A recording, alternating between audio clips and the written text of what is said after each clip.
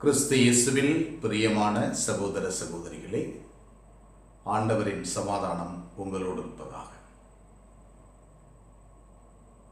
புனித வாரத்தினுடைய செவ்வாய்க்கிழமை இன்று ஆண்டவர் யூதாஸ் இஸ்காரியோத்திடம் செய்ய வேண்டியதை முதலில் செய் என்று சொல்கிறார். உங்களுள் என்னை ஒருவன் காட்டிக் கொடுப்பான். மனக்கலக்கமுற்ற ஆண்டவர் இந்த வார்த்தையை சொல்லுகிறார். சீடர்கள் கலங்கி போகிறார்கள். பேதுரு அன்பு சீடரிடம் சொல்லி யாரை பற்றி சொல்லுகிறார் என்று கேள் என்று சொல்லுகிறார். அவர் அடையாளமாக பாத்திரத்தில் தொட்டு யாரிடமும் முதலில் அப்பத்துண்டை கொடுக்கிறேனோ அவன்தான். முதலில் பாத்திரத்தில் அப்பத்துண்டை தொய்த்து யூதாஸ் இஸ்காரியோத்திடம் கொடுக்கிறார். அப்பொழுது இரவு என்று சொல்லுகிறது இறைவாக்கு.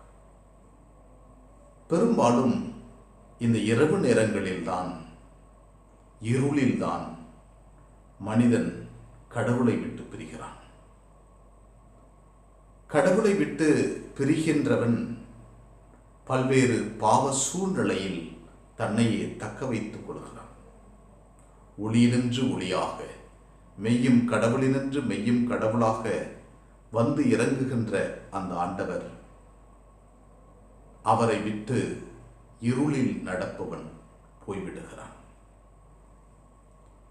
இந்த நாட்களில், குறிப்பாக இந்த புனித வாரத்தில், கடவுளின் இரக்கம் நம்மை இன்று கூப்பிடுகிறது.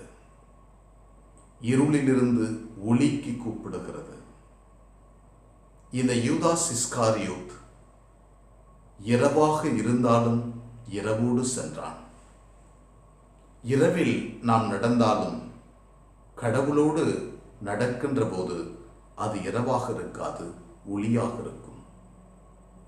எனவே இந்த தவக்காலத்தில், குறிப்பாக புனித வாரத்தில் மீண்டும் திரும்பி வர அழைக்கப்படுகிறோம்.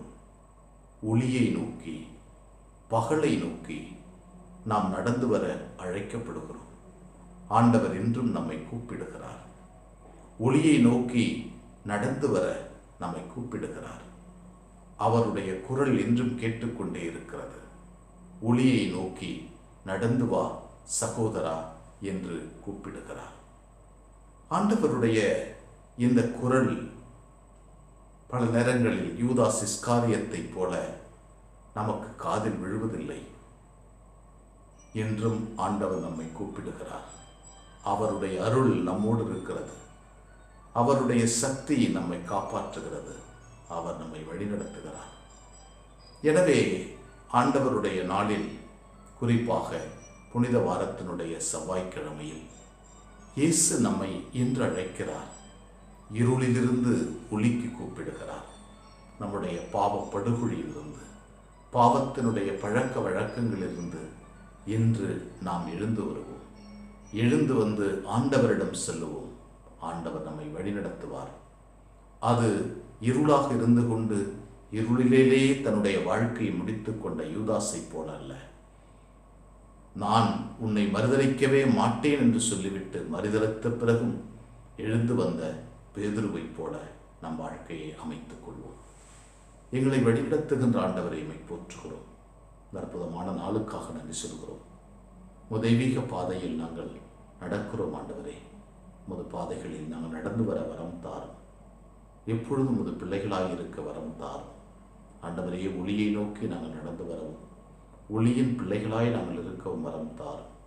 சாத்தானுடைய பிள்ளைகளாய் எப்பொழுதும் நாங்கள் வாழ்ந்து விடாமல் கடவுளின் பாதையிலே நடந்து ஒளியின் பிள்ளைகளாய், உலகிற்கு ஒளியாய் வாழ வரம் தாரும். அனைவரையே எங்கள் அன்பு தாயே, உம் திருமகனிடம் எங்களுக்காக இடைவிடாது பிரிந்து பேசும். ஆமென்.